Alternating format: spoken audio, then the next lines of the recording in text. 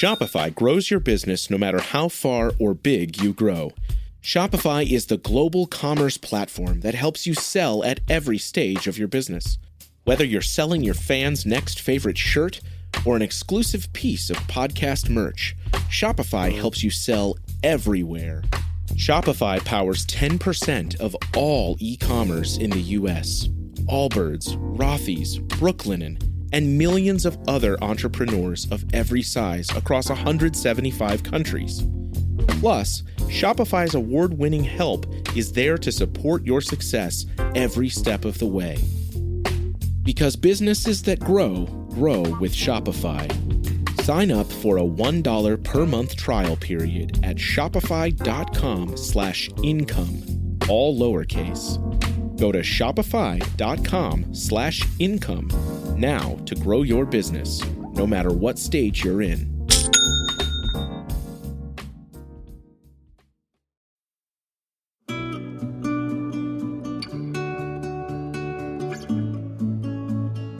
It can be so inspiring to hear the stories of the best in the world. Runners who do superhuman things, running at speeds most of us can only imagine.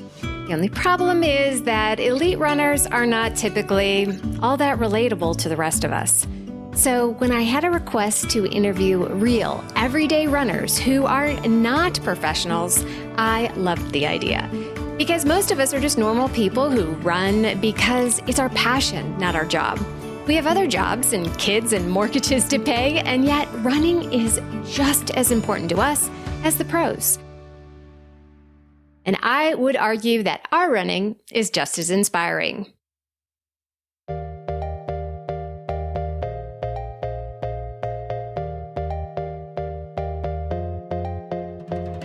Welcome to The Planted Runner. I'm Coach Claire Bartholic, and my mission is to help you improve your running, your mindset, and your life with science-backed training and plant-based nutrition. Today, I'll be talking to one of my own athletes, Nicole Dalal. We'll go over her story of finding running in her mid-40s, how going from a stock internet plan, then to a custom plan, and then finally joining the PR team changed her running, and why getting help and finding community has been a lifesaver for her, even though she doesn't consider herself fast or all that experienced. This is a new kind of episode for me, and I'd love to hear what you think. It's a bit of a love letter to running and finding community, and it's made possible by the community we've built at the PR team. If this sounds like something that you and your running need, head over to theplantedrunner.com/group to learn more about it today. And of course, don't forget to stay tuned all the way to the end of the episode for another Mental Strength Minute. Fortify your mind in 60 seconds or less. And now, here's my conversation with Nicole Dalal. Welcome to The Planted Runner, Nicole. Oh, thank you so much for having me, Claire. Well, this is kind of a special episode because we had a request to do this. You are one of my athletes on the Planted Runner team, and people want to hear just from regular athletes. The elites are great. It's always fun to talk to the elites, but sometimes you just want to hear from some regular runner who is just doing their thing. So here you are, Nicole. I'm happy to have you here. So let's just get into your background with running. How and why did you start running? Yeah, absolutely. Well, running has always been a passion of mine. Like in the back of my head, I've always wanted to run, but I was an athlete, a soccer athlete in college and, as a young girl. And I played soccer after college. And when the pandemic hit, we stopped playing and I needed something. I'm just a goal-driven person. I needed something to do. And I was like, let me try this running again. Even though I tried many, many, many times, I needed something obviously for my mental health too, because we were all stuck indoors. Mm-hmm. And so, for me, it was just kind of like, let's pick this up and let's see if I can run, if I can still, have that burning passion that was deep inside of me. Mm-hmm. And so you rediscovered it. I did. I got a treadmill during the pandemic, and I pretty much just started just walking. I think like most runners do, I just started walking and then walk, run, and it kind of just progressed from there. What do you love most about it? The freedom. I mean, when you're out there running just miles and miles, and I'm a mom, I'm a C-suite executive, like no one's in my ear, no one's asking me for anything. It just gives me that freedom. It gives me that accomplishment. There's a sense of peace to running. I love long runs, but what I love the most is the community. The running community is so just amazing, no matter who you meet at a race, no matter, online or, even like our PR team, just everyone's so awesome. Yeah. So when you started training with me, you had a pretty ambitious goal. Do you want to talk about that? Sure. Yeah. I'll kind of talk through like my progression of running. So like I said, I started walking, and then on the treadmill, there was this like learn to run. So I was like, oh, okay, this is it. I just want to run for 5 minutes straight. And I'll never forget the day that I finished that little series, and it had at the end of the series, it was like, you're going to run for 30 minutes. And I thought, no way am I going to run for 30 minutes straight. And I'll never forget, Claire, it was in June of 2021, and I walked off the treadmill and cried my eyes out. Like I ran for 30 minutes. And so that was it. Like I never looked back. I had my 5K, and then next thing you know, I was like, I'm going to do the Dopey Challenge. And so I decided to sign up for Dopey, and it was crazy. And as I was getting closer and closer, and after an injury, I was like, I need help. I have to find someone to help. And that's how I found you. I heard you on another podcast, and I was like, okay, she can help me. I just need a plan. I'm not going to be able to do this on my own. Yeah. Well, what was the connection? So I'm just some person on a podcast. So what was the connection, or what made you think this is the person for me? Oh, yeah. I mean, there's a lot of similarities. I started running, I'm 45. I started running in my 40s. I have a daughter. I think we have daughters in the same age, or children in the same age. And you're a mom, and I'm a mom, and you work and I work. Like, it was just kind of like, there was something you had said on that podcast that just completely resonated with me. And I was like, this is the person for me. Like she's been where I've been, and she knows. And that's just kind of how we connected. Yeah, definitely. So for those who don't know about Dopey, tell everybody what it is and why it's so ambitious. Yeah, absolutely. So the Dopey Challenge is a challenge to run 4 days straight in Walt Disney World. So each day is a race. So on Thursday, it's a 5K. On Friday, it's a 10K. On Saturday, it's a half marathon. And then on Sunday, it's a full marathon. So not only was it my first marathon ever in my life, it was those 4 races, back to back to back. So you're ultimately running 48.6 miles in 4 days. And yeah, crazy. Going from a 10K, a 5K, a 10K and a half, and just taking on this challenge was, super, probably crazy, actually. It is a little crazy. I think that's why they call it Dopey. They're like, you got to be dopey to do this. But you did great. I mean, tell everybody what the experience was like. Yeah. It's like nothing else. You're up at 2 a.m. You're loading on buses. You're starting your races between 4 and 5, just depending on the distance, because you're literally running through the park. So you have to get out of the way. Like, you have to be out of the park so the guests can come. And the energy, the music, everything was just so memorable and exciting. And the race itself, it kind of just goes because there's so many people around you, tens of thousands of people.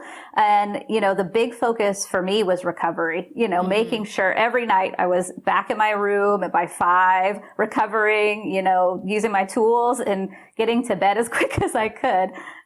Yeah. I mean, when you came to me and you're like, okay, I've run a 5K, a 10K, and now I'm going to do Dopey, I'm just like, oh boy, here we go, but I work with all kinds of runners, definitely. So I was like, okay, if you want to do this, let's get you ready. So when you joined the team, what was that like for you?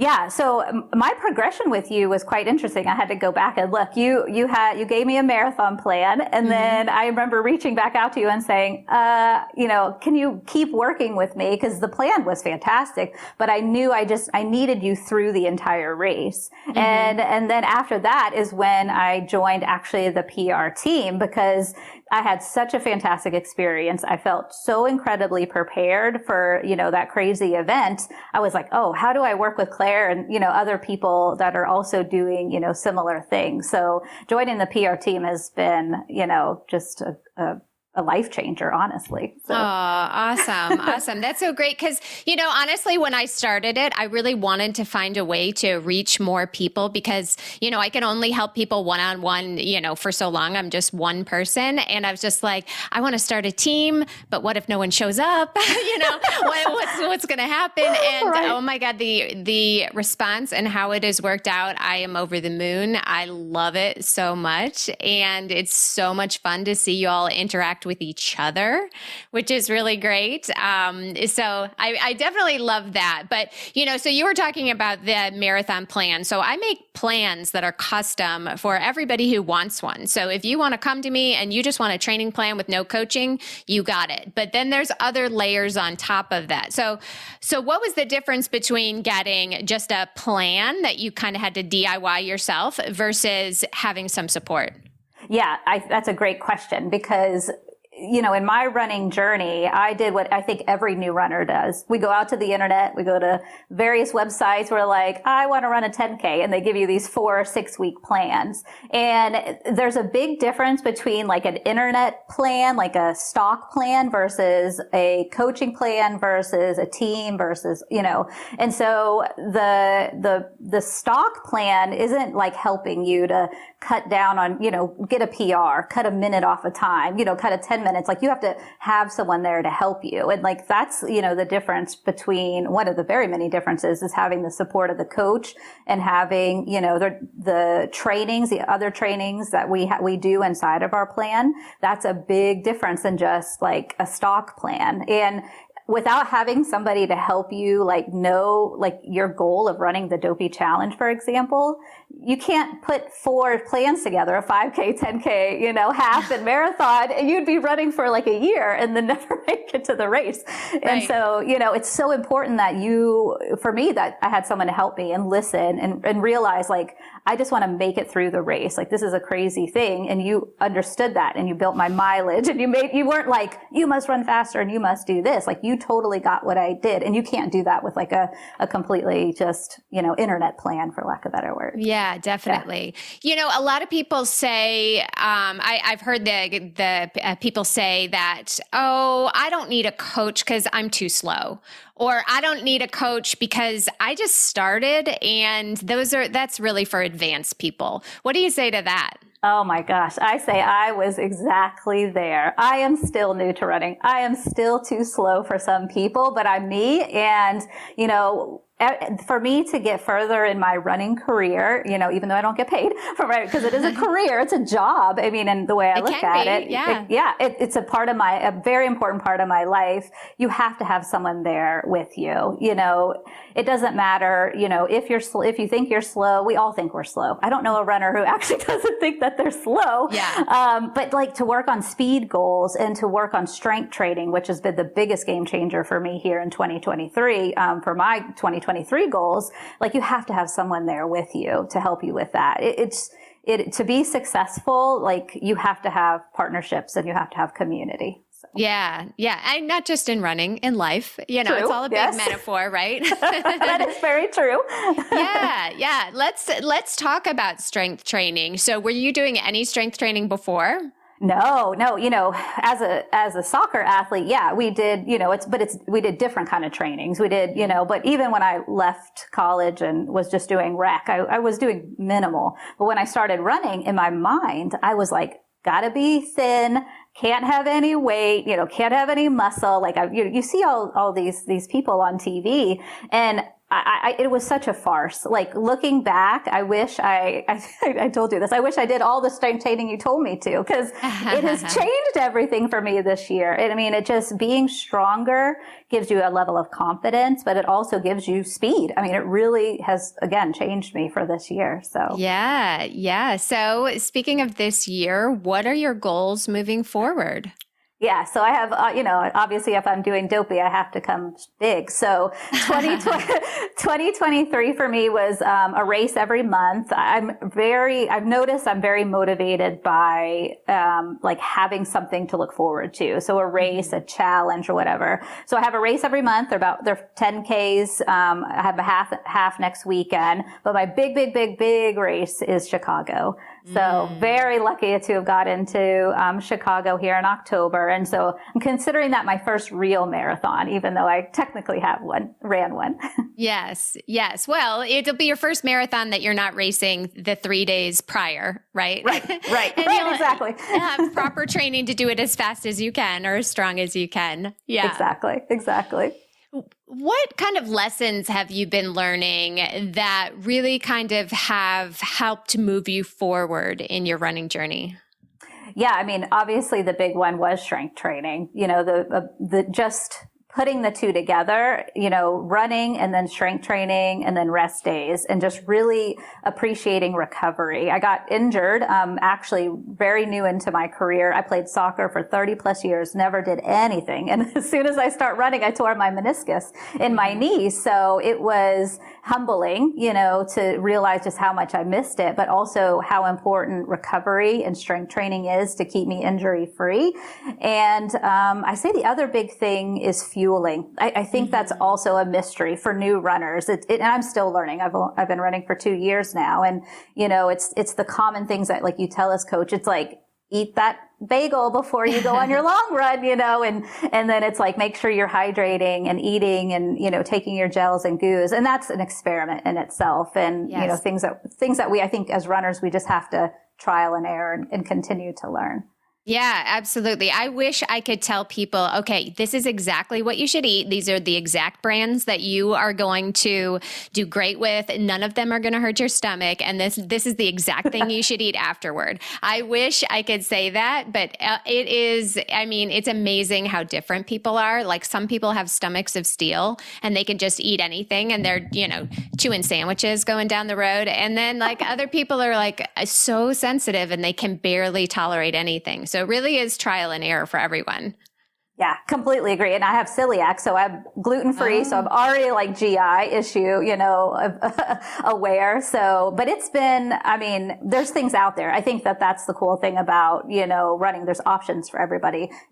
Like you said, you just have to try, Yeah, for sure. So are you plant-based? I'm the planted runner. So are you plant-based? I am not a complete carnivore either. So I feel like I have a pretty good mix. And another reason why I was super interested in working with you is I realized I don't have as many plants in my life. I do now that I've read your fabulous book. I have, added a lot more plant, or at least I think about it more as plant-based days. That's kind of what my focus has been. And again, growing up as an athlete, it was all animal protein. Like that's what got you through. That's what, and so having working with someone that's been plant-based just gives you that comfort and knowledge that, you can do all of this, with plants. I want to tell you about a unique opportunity for you to get stronger, faster, and stay motivated to hit all your running and nutrition goals this year, and that is to join the PR team. I started it last fall, and I have to tell you, it's even better than I imagined. Each member of the team gets a custom training plan made by me for you based on your unique fitness, goals, and lifestyle. Everything you need to crush your running dreams is included, such as strength training, recovery, and even cross-training if you want it. I include weekly mental strength training as well as tips and nutrition guides. But here's where it gets really cool. The group has its own page in the app where we share workouts, ask training questions, and get feedback from me and the other teammates. And each week I create an exclusive private podcast just for the team based on the questions I get and what I see in their training each week. And I usually end up sharing behind the scenes and exclusive sneak peeks with the team that I don't share anywhere else. So instead of joining a Facebook group or sitting through another Zoom call, you get to listen to tailored advice on the run, and you don't have to do all of this alone. So if you are ready to take your running to the next level and join an amazing team of runners, head to theplantedrunner.com/group and join us today. It's more affordable than you think, and I can't wait to have you. Hear Her Sports is a podcast for everyone who loves stories by and about women striving to improve and make a difference in their lives. I am your host, Elizabeth Emery, a former professional cyclist. In every episode, I introduce a female athlete or woman in the business of sport through a thoughtful conversation about who they are and the terrific work they're doing. My guests and I explore the glorious and frustrating issues in sports, history, equity, training, nutrition, and so much more. Join us for inspiration, for community, and for love of being a strong, athletic woman. Sports stars. They're like superheroes. But they're actually real. Which is why we've made a podcast about them. You see, they've all got a story. But too many of these stories were cut short. Kobe Bryant, Payne Stewart, Flojo, Phil Hughes, Justin Fashanu. We're writing episodes about all of them. And sadly, many more. Death of a Sports Star, a new series from Crowd Network.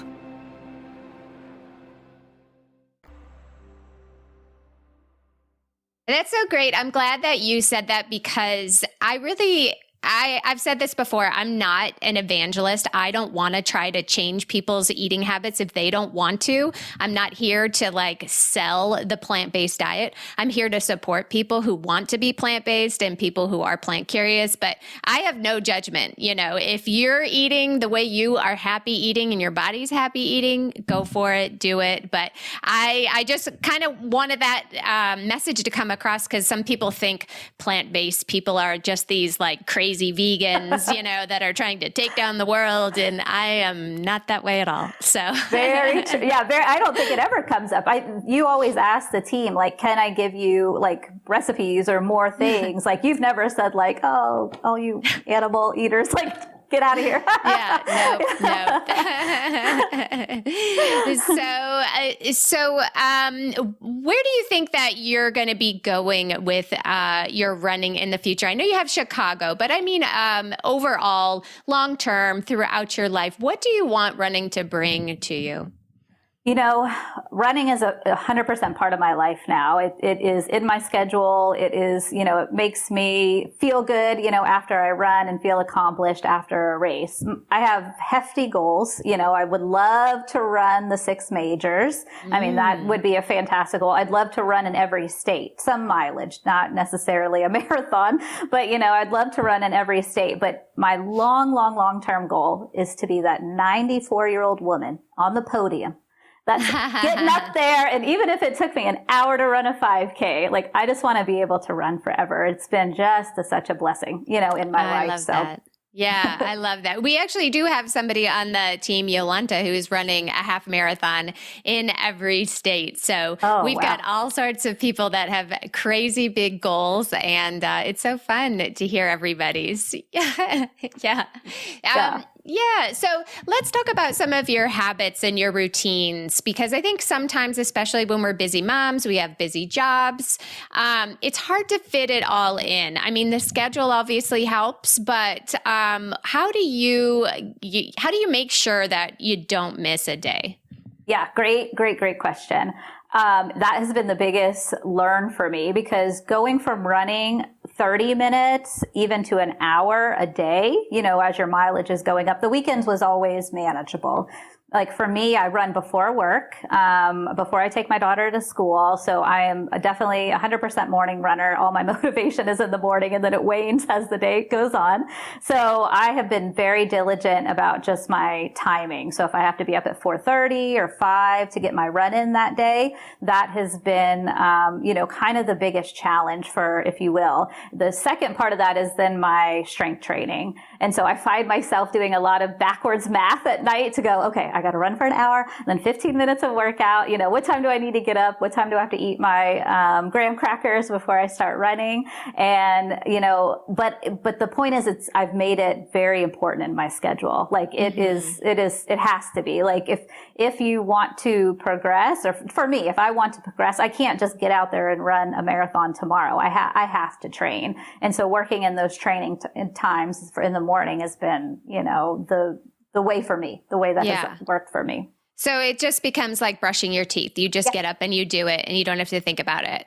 Yeah, exactly. Now I have a treadmill. I'm actually big TM runner, as you know, and doesn't bother me. And I wish to be outside a lot, but the fact that I've got work and kiddos, the treadmill works for me on most of my weekdays. And so it's right there. It's all ready to go. And so that's also just been a help, for me to stay closer to home than running and, coming back. So. Yeah. As you know, I'm a big fan of the treadmill. I tell everybody that it is a tool. And if you have the opportunity to use it, consider yourself lucky.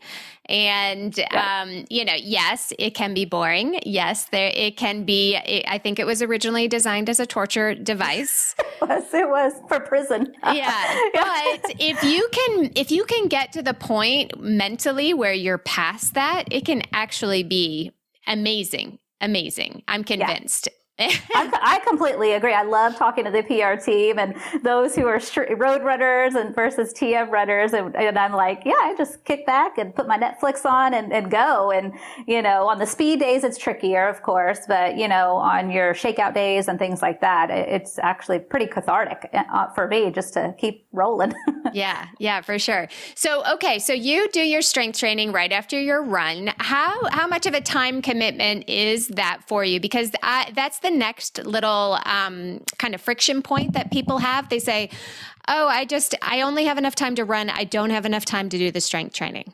Yeah, it's exactly where I was last year. I was like, just get through your run. You don't have the time. Honestly, you do an outstanding job. It's like 10 to 15 minutes 25 minutes on the weekend and 10 to 15 during the week. So if I calculate out my hour-long run, it's an hour 10, so it's quite manageable if you have your weights and everything, you're ready to go. But I don't see it like I did last year, like, I just don't have time. I just see it now as part of my, routine. Like I'm doing this and then I'm doing that. So isn't that interesting that it's like a little mind shift? Yeah. It's the same training maybe that you were doing before, but you just have a mind shift around it, and it's all how you perceive it has changed, right? Yeah, 100%. It is. It literally is the mind shift. You said that exactly right. It's not new. It's just different. You know what I mean? So yeah. Well, speaking of the mind, I also include mental strength with my athletes. So every week there is some kind of video, some kind of lesson that is meant to help your running. It is much like the mental strength minute that I do at the end of this show every day. So can you talk about that? Have there been any lessons that have really stuck with you that you've learned? Yeah, actually, I love those. I'm kind of I listen to them all at once because you'll sprinkle them in. So I kind of just ramp them all up on my rest day, on recovery day on Sunday, and just listen to them all. There's so many. The thumb tapping one, I actually use that when I have long runs. The black box. The negative self-talk, that has to be a big one, especially for us new runners. I'll find myself in a run, like, Nicole, you can do it. You've got this. Yeah. Talking to myself again, all coming, things that seem obvious in hindsight, but hearing the way you say it in your mental strength minute just makes such sense. And it's a minute. It's just, even you pack so much good content in 1 minute. So I love those too. And that's a big part of running. I would argue that the running is easy. It's your mind that's hard. Definitely. I talk to a lot of runners, when I'm talking to them on the phone, and they say, what do you struggle with? Or when you're filling out the forms to work with me, that's the thing that I ask, what do you struggle with mentally? And there are some runners that are like, nope, I'm good. I'm positive all the time. And I'm like, who are you people? Right. Because I'm not like that unicorns. At all. No. Oh my gosh. I'll have to talk myself through so many long runs. like, because even though I'm not racing, that you can just say, I'm done, and you can just turn around and walk back. I mean, arguably, but there's so much to the mental strength, like you said, to get through each one of those and to feel like you accomplished it. But yeah, for those who are just like, cool, yeah, I'm positive. I mean, sure, great, but I don't know. Yes. Well, I mean, and I've said this before, that my negative voice is actually a very positive voice. It's a very sweet, kind voice that says, honey, you can slow down. You're fine. Everybody loves you. Your family loves you. Just slow down. Just stop, Yeah. I bet mine's probably similar too, now that you say that. Yeah. And it's like, you got to tell that one to get in the back of the bus, Right. Exactly. It is like the little angel and devil on your shoulder, like, just quit. And then the other ones, to your point, has a sweet little voice like, no one's going to judge you if you just stop right now. No one sees, but you do, Yeah. So I'd love to get into the topic of, we're in our 40s and here we are like racing like we're athletes, like we're kids, like here we are doing this thing, which ultimately doesn't mean anything if you really think about it. We're running from one point to another and getting a little medal that we can hang on our wall, right? It's sort of silly when you think about it, but how much meaning does it bring to you? Oh my gosh. It's funny you say that, because every medal that's behind me, it means something, and every medal is an accomplishment, but it's also a place. It's also like, I'll never forget the first out of state race. Like, I'll never forget the first 10K, the first half. There's just so much to the accomplishment, to the medal. Sure. Yeah, it is kind of silly. And some of them are really wheels off looking, but it's like you cross that finish line and there's just so many people there cheering. And again, I'll go back to the community. The running community is so fantastic, but you're right. No one's paying me. Like no one's buying my Morton gels for me, unfortunately. Yeah. So I have to, this is like something that's super meaningful to me. And again, it's a different goal. We have work goals. We have, goals we want to watch our children, grow and become. And that's another big part. I have a daughter who, sees me, running, sees me bring home the medals. And it means a lot to her. I could tell, like she cheers me on every step of the way. And that's also, as a mom, that's meaningful too, to have, to be able to be like, yeah, I'm over here in my 40s running for some dopey looking medal, but here I am, actually doing it. And, yeah. Yeah. Did she ask you if you win the race? All the time, all at the time. How long is it? Like she can't conceptualize miles, which I think is very common if you're not a runner too sometimes. I'm like, It's like me driving from here to there, here to Chick-fil-A, Yes. So. Yeah, my kids would always be like, did you win? Did you win? Yeah. And most of the time I did not win. Yeah, exactly. Yeah, no, we don't. I don't ever think I'll win a race unless I'm the only one. Yeah. That was what I was about to ask you next was, what kind of example are you setting for your kids? Like when you go out for a run or when you come back from a sweaty run and your kids are, Saturday morning cartoons or whatever they're doing, and mom's just come back from a run, like what do they see? Yeah, great question. I think first you have to get over mom guilt, especially as you start upping your miles and you're out of the house for 2 to 3 hours. And for her, she sees that I'm happy. She sees that I'm doing something. She sees that I'm in a good place. And, and she is all in, when I leave early for runs, she tries to get up and, even say goodbye because she knows she knows what it means to me. She knows it means, mom is in a really good space and she's, doing something for her. I think a lot of kids realize, moms are, all in when we come to our kiddos. And I think they really respect that we try to find time, for ourselves as well. And as much as, they might be like, I haven't eaten and you were gone for 3 hours. Like, but I think deep down, I know she's super happy that I can accomplish these things. Definitely. And that's ultimately our job, is not to make our kids happy, but it is to show an example of the people that we want them to become. We want our children to be able to go out for a run or do something for themselves. And the only way they're going to learn that is if they watch us do the same thing. Yeah. Completely agree. I have not talked her into racing yet. She still looks, because she's a drama kid, so she loves theater and sports aren't her thing. And that's okay. Like, she's unbelievably good, but I haven't convinced her to run with me yet. So we'll see. Maybe one day. Yeah. How old is she? She's 12. She's 12. Oh, okay. So, yeah, maybe just down the street and back, maybe? Yeah, maybe. I don't know. She has zero desire. I'm like, how about let's walk on the treadmill? She's like, I'm good. I'm like, yeah, okay. no thanks. Yeah, bye-bye. Bye-bye, exactly. I'm going to go practice singing. Yeah. Well, I think that's a really sweet way to kind of wrap this up, Nicole. But if people who are listening to this want to follow your journey, where can they find you? Yeah, absolutely. Especially if you want to go see my dopey costumes, I do have an Instagram, and it's Nikki D Runs, NIKKID Runs, and some of my race stuff is out there, some of my daughter's stuff is out there. So yeah, I'd love to connect with people for sure. Yeah. Well, thank you so much, Nicole, for being on the show. I really loved the suggestion to have just some of my athletes come talk about what it's like, because, we're all doing the same thing. And it's really great to have just regular runners who are doing the thing just come on and talk. So I hope to make this more of a regular thing for sure. Appreciate it. Loved it. Really appreciate you and the PR team. Fantastic. Can't say enough good things about the crew. Thank you so much, Nicole. Thank you.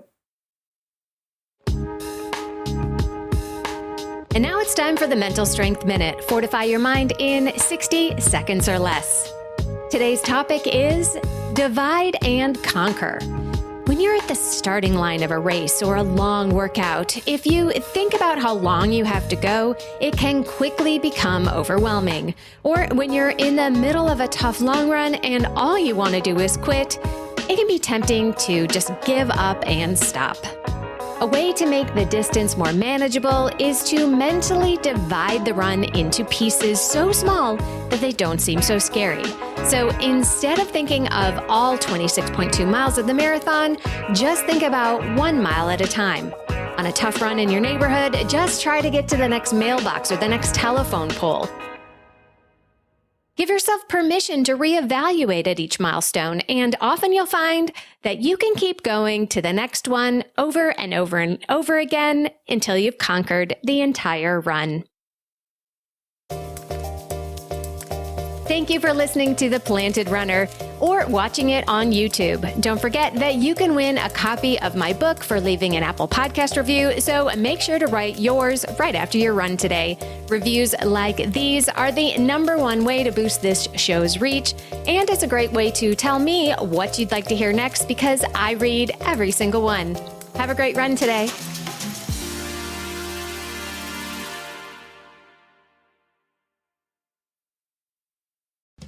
There is no hood like parenthood. When you meet a fellow parent, you just kind of get each other on a whole nother level. Hi, I'm Kanika Chadda Gupta. I'm a former CNN journalist, mom of 3, including twins, and host of That's Total Mom Sense, the podcast. I interview changemakers on their life lessons, legacy, and superpower of intuition, aka their mom sense and dad sense. I've had some pretty amazing parents on my show. Hey, what's up? I'm Kelly Rowland. Hi, this is Chelsea Clinton. It's me, Bobby Brown. Can't wait to share my story.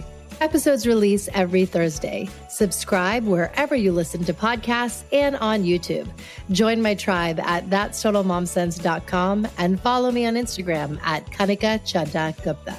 I'm thrilled to be on this journey with you.